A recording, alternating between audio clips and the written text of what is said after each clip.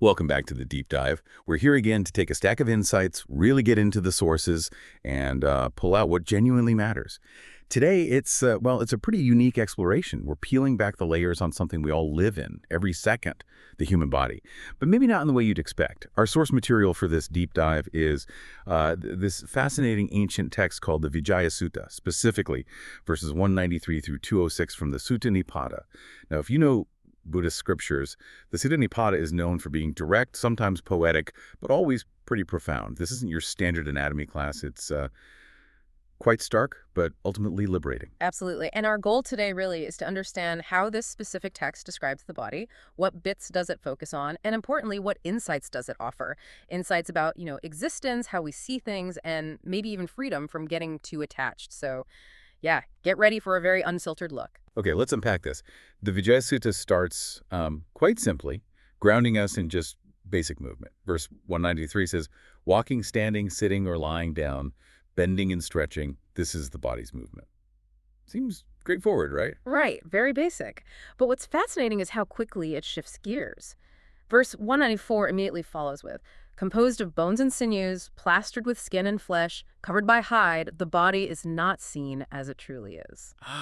So right away there's this contrast between the movement we see and what's underneath. Exactly. It's suggesting there's a kind of covering, maybe an illusion, between our everyday perception and the raw reality the text wants us to confront. And this is where it gets, let's say, really interesting, maybe a bit uncomfortable for some, but I think that's kind of the point.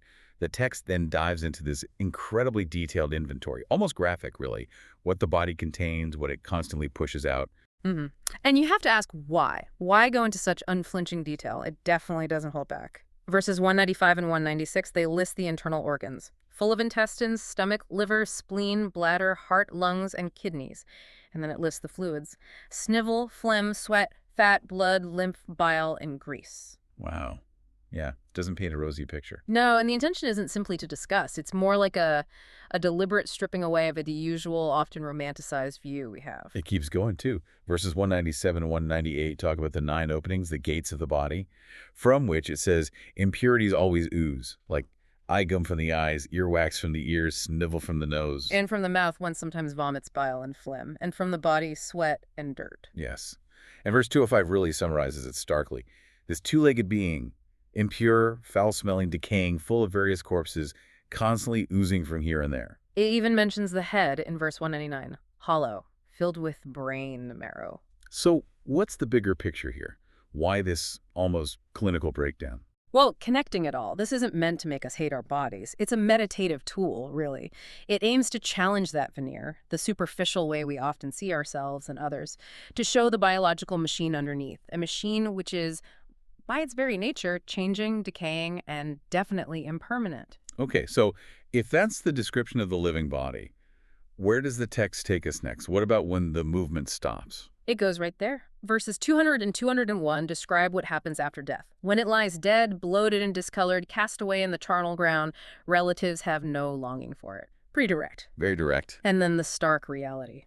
Dogs and jackals, wolves and worms, crows and vultures and other creatures feed on it. This is presented as the universal end. No glamour, just the natural cycle of decomposition. So we've had this incredibly raw, detailed description of the body, living and dead. This has to be the core of the deep dive, right? What's the takeaway? It can't just be morbid. Exactly. It's not morbid observation for its own sake. The text pivots immediately to the purpose of looking this closely. Verse 199 points out that a fool, blinded by ignorance, regards it as beautiful, implying that conventional beauty is based on not seeing the full picture. Okay. Then verse 202 gives the contrast. A monk with wisdom, hearing the Buddha's words, truly understands this body, for he sees it as it truly is. So wisdom comes from seeing this reality, not from ignoring it. Right. So what does this mean for us then? It feels like it could lead to self-loathing, but you're saying that's not the goal. No, not at all. Actually, quite the opposite path is suggested. Verse 203 is key here. It says, as this is, so is that. As that is, so is this. Within and without, one should remove desire for the body. As this is, so is that. What's that implying? Like my body is like that dead body, or? Sort of. It implies universality. This internal reality, this impermanence, it applies to this body right now, just as it applies to that body in the charnel ground, or any other body. It's all made of the same stuff, subject to the same processes. By really seeing it this way, as this composite, temporary collection of elements, the idea is you can detach. Detach from intense craving for it, or intense aversion to it. Okay, detachment, not negativity. Precisely.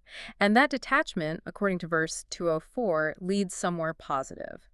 Freed from desire and passion, such a wise monk here attains immortal peace, the unwavering state of Nibbana. Liberation comes through this understanding. And then there's that final verse, 206. It feels like a really important warning, or maybe a concluding thought. It is. It says, with such a body, if anyone should think to exalt oneself or to disdain another, what is that but lack of true vision? So it brings it back to how we treat ourselves and others. Yeah. If we all have this kind of body, fundamentally. Then arrogance based on appearance or looking down on others based on theirs makes no sense. It shows you haven't really seen the reality described. It fosters humility and compassion. So this whole detailed, almost clinical examination, it's a tool, not for putting yourself down, but for freeing yourself from, superficial attachments, freeing yourself from the suffering that comes with clinging to things that are inherently temporary. It really shifts the focus, doesn't it? Away from just the surface. Completely. From external looks to a much deeper understanding of what it means to exist in this form. Wow. That was definitely a deep dive into the Vijayasutta, a really profound way of looking at something so familiar. What we've really unpacked today is this invitation, isn't it? To look past the surface, see the body not as, the ultimate source of identity or pride, but as this temporary composite thing we inhabit.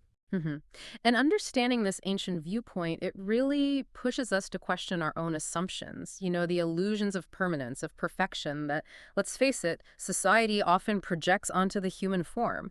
It points towards a more maybe balanced and compassionate way of seeing ourselves and definitely seeing others too, recognizing that shared biological reality. So for you listening, maybe a final thought to chew on. If we really took this on board, this idea of the body's impermanent composite nature described here, how might that actually change things day to day? Maybe our buying habits, how we feel about aging, or even just how we interact with people? Definitely give you something to think about.